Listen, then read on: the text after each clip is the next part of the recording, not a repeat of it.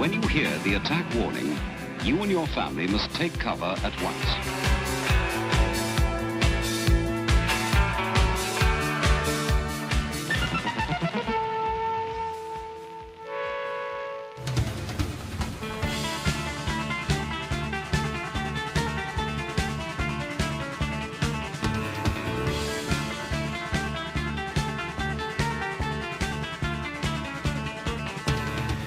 This is the latest from Japan. The quality is quite superb.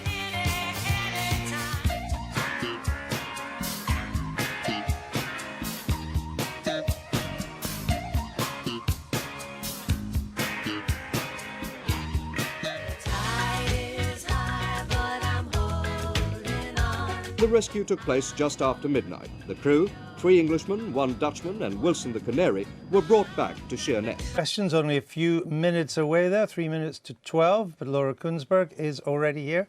Welcome back.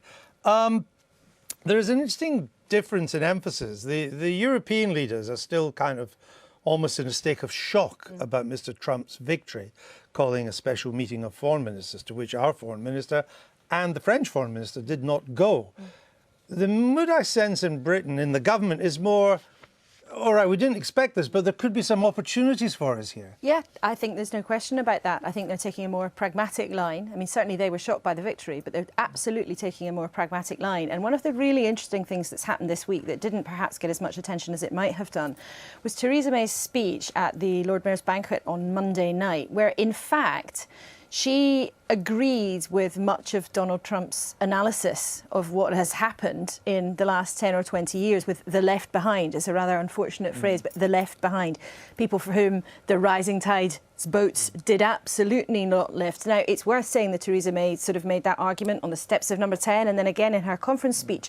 But to make it again just a couple of days after Donald Trump's victory is an extremely different context. And also to make that argument again and warn people who were liberals that if they didn't listen harder to voters, that they might lose again and they might in fact be enemies of liberalism, which is a phrase that she used, I think was quite a statement. And some Tory MPs I've spoken to have actually been slightly uncomfortable about her making that sort of enemies of liberalism accusation.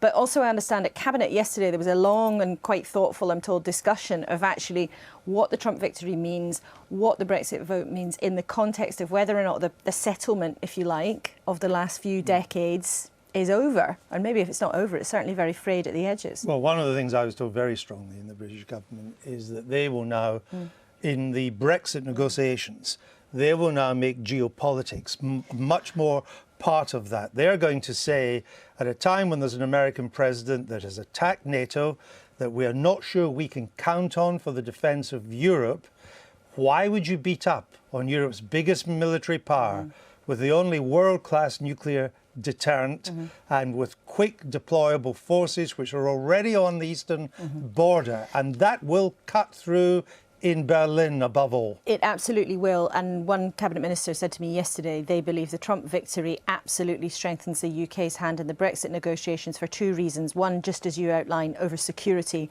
Why on earth would you want to start being hostile towards a country that still